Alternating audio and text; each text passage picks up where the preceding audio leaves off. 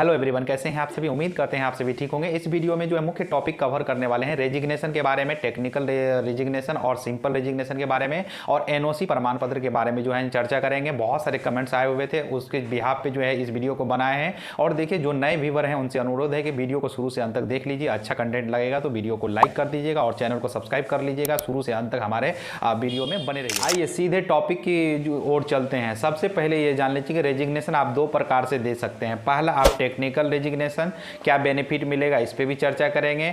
दूसरा जो है बात कर लेते हैं, दूसरा जो है ये आपका सिंपल रेजिग्नेशन देंगे तो उसमें आपको क्या होगा, कैसे बेनिफिट होगा, क्या करना होगा वो भी बताएंगे। और तीसरा जो लास्ट बात जो वो करेंगे वो एनओसी प्रमाण पत्र यानी अनापत्ति प्रमाण पत्र के बारे में बात करेंगे। वो आपको जो है ना कौन से रेजिग्नेशन में आपको मिलेगा। और जो कोई भी आप जॉब में, जैसे कि आप पहले से स्टेट गवर्नमेंट में हैं तो आप सेंट्रल में आना चाहते हैं, ग्रेड पे अलग है या लेवल सेम है, तो उस केस में क्या करेंगे, सारे डाउट आपके जो है ना इस वीडियो में क्लियर होंगे। यदि कुछ भी पॉइंट बच जाता है या रह जाएगा तो जो है वीडियो के कमेंट बॉक्स में लिख दीजिएगा। संभवतः आपके जो है कमेंट्स का उत्तर देने का प्रयास किया जाएगा। तो सबसे पहले ये जान लीजिए, यहाँ पे पहला कवर कर लेते हैं टेक्निकल रेजिग्नेशन। टेक्निकल रेजिग्नेशन आप तभी दे सकते हैं जब आप कोई भी फॉर्म, मान लीजिए कि आप पहले से असिस्टेंट लोको पायलट में हैं, आपका जेई में हो गया, जेई में जो है आपका हो गया, बाहर से जेई में हो गया, तो उस केस में जो है ना आप फॉर्म जिस समय आप अप्लाई कर रहे थे उस समय जो है आप एनओसी के लिए अप्लाई किए होंगे। या जो बहुत सारे कैंडिडेट ऐसे होते हैं एनओसी के लिए अप्लाई नहीं करते हैं, ऐसे ही एग्ज़ाम दे देते हैं, तो उस स्थिति में आपको बहुत जो है ना प्रॉब्लम होगा। और जो कैंडिडेट, जैसे कि आप वहाँ पे एनओसी के लिए अप्लाई पहले कर दिए कि हाँ सर मैं ये फॉर्म भरना चाहता हूँ, सूचना आपको रेलवे को देना है मैं ये फॉर्म भरना चाहता हूँ, मुझे जो है एनओसी की ज़रूरत पड़ेगी तो आप एनओसी मुझे देंगे। तो वो आपका जो है सीधा समझ लीजिए कि जब आप फॉर्म भरते हैं उसका इन्फॉर्मेशन आप दिए रहते हैं, आप अपने इंचार्ज के माध्यम से आगे फॉरवर्ड होके जाता है, तो उस केस में आप जो है ना टेक्निकल रेजिग्नेशन देते हैं। तो सारे बेनिफिट आपको जो है सेंट्रल टू सेंट्रल में आप जाएंगे, रेलवे टू रेलवे में यदि आप जाते हैं तो सारे बेनिफिट आपको मिलेंगे, जैसे पास, पीटीओ, और साथ ही जो है आपका जैसे लीव जो भी बचा हुआ है, एलएचपी हो या सीएल तो आपका एक्सपायर हो जाता है प्रत्येक साल, एलएचपी हो, ये सब सारे आपका उसमें क्रेडिट हो जाएगा। और एनपीएस का जो भी पैसा है वो भी आपका जो है वही आईडी रहेगा, सारा कुछ वही रहेगा, सर्विस बुक जो है वही रहेगा, तो हल्का फुल्का जो भी उसमें चेंजेज होगा वही चेंज किया जाएगा। तो ये जान लीजिए टेक्निकल रेजिग्नेशन में आप यानी कि पहले सूचना जो है ना आप जो है दे चुके हैं, इन्फॉर्मेशन दे चुके हैं, तो उस केस में आपको जो है आराम से दे देगा। आप देखिए, ये जान लीजिए, मान लीजिए लेवल 2 में आप जॉब कर रहे हैं, जैसे कि असिस्टेंट लोको पायलट में आपका बहाली हुआ है, या तो आपका जो है टेक्नीशियन में हुआ है, लेवल 2 में है, आप लेवल 4 में आप जो भरे हुए हैं फॉर्म, या तो लेवल 6 में भरे हुए हैं, तो उस केस में आपको रेलवे आसानी से छोड़ देगा, आपको एनओसी प्रमाण पत्र भी दे देगा। आप जाइएगा तो जरूरत पड़ेगा एनओसी प्रमाण पत्र आपको मिल जाएगा उस केस में। बहुत सारे ऐसे भी कैंडिडेट हैं जिन्होंने जो है अपना इंचार्ज को या तो रेलवे को इन्फॉर्मेशन नहीं दिया, फॉर्म भर दिए, तो उस केस में एनओसी मिलेगा क्या?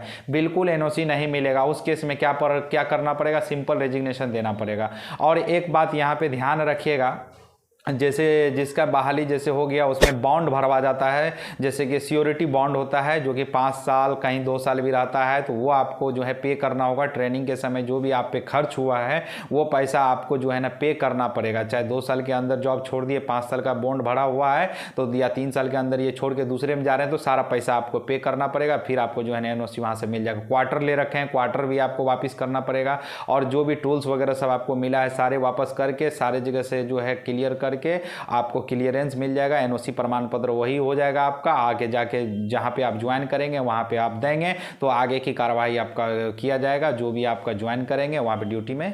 अब देखिए यहाँ पे बात कर लेते हैं, टेक्निकल रेजिग्नेशन मतलब हुआ कि पूरा आप जो है ना इन्फॉर्मेशन दे के आगे आप बढ़े हैं।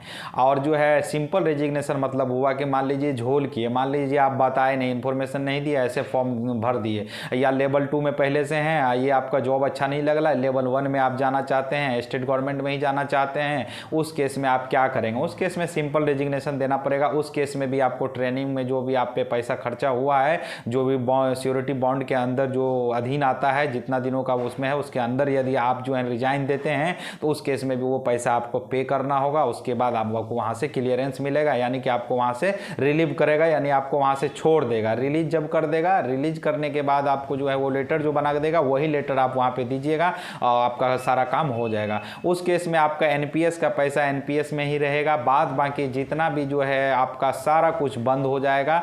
और डाटा आई पास जो है ना ये जुड़ा रहता है, आपका पैन कार्ड से लिंक रहता है, इसको हटवाना नहीं भूलिएगा, इसको हटवा दीजिएगा तो आगे चल के वहाँ पे आपको प्रॉब्लम नहीं होगा। तो सिंपल रेजिग्नेशन मतलब हुआ कि सारा कुछ साफ हो गया, हम यहाँ से इस जॉब से रिजाइन दे रहे हैं, दूसरे जॉब में आप स्विच करना चाहते हैं, जाइए, आपका जो भी जॉब है नीचे लेवल का हो ऊपर लेवल का हो आप जाइए, कोई दिक्कत नहीं है। लेकिन टेक्निकल रेजिग्नेशन में आपको पूरा बेनिफिट के साथ जो है ना आपको मिलता है, जैसे कि पास, पीटीओ या आपका लीव जो भी बचा है वो सब क्रेडिट पूरा हो जाएगा।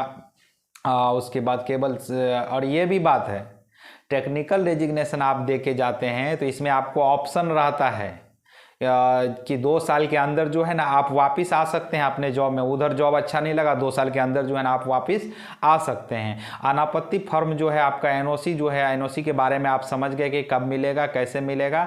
और जो सिंपल रेजिग्नेशन दिए हैं तो एनओसी की ज़रूरत नहीं, वो आपका रिलीज लेटर जो देगा लास्ट में वही आपका एनओसी प्रमाण पत्र हो जाएगा, वही जमा कर दीजिएगा तो आपको वहाँ पर कोई दिक्कत नहीं होगा। अब बहुत सारे के कमेंट्स आते हैं कि एनओसी प्रमाण पत्र जो है ये बाद में देंगे तो चलेगा क्या। जिस समय डॉक्यूमेंट वेरिफिकेशन और आपका मेडिकल कंप्लीट हो जाता है, मेडिकल होने के बाद डीवी वगैरह सब में जो आपका डॉक्यूमेंट लगता है वहाँ पे भी आप फॉर्म भरते समय डाले हैं कि आप किसी भी गवर्नमेंट सेक्टर में जॉब में हैं तो एनओसी आपको जो है वहाँ पे उपलब्ध कराना पड़ता है। लेकिन आप एनओसी उस समय उपलब्ध नहीं कराते हैं तो चेयरमैन के नाम से या जो है जो डिवीज़न के नाम से आपको एक लेटर लिखवाया जाएगा, लेटर कंप्लीट रूप से लिखवा के वो ले लेगा और उसके बाद ज्वाइनिंग के टाइम आपको वहाँ पर देना पड़ेगा। जब आपका डिवीज़न में ज्वाइनिंग होगा उस समय आपको जो है ना पूरा जो है ज्वाइनिंग जिस समय कंप्लीट रूप से होगा उस समय आपको क्या होगा, जमा करना होगा आपको एनओसी।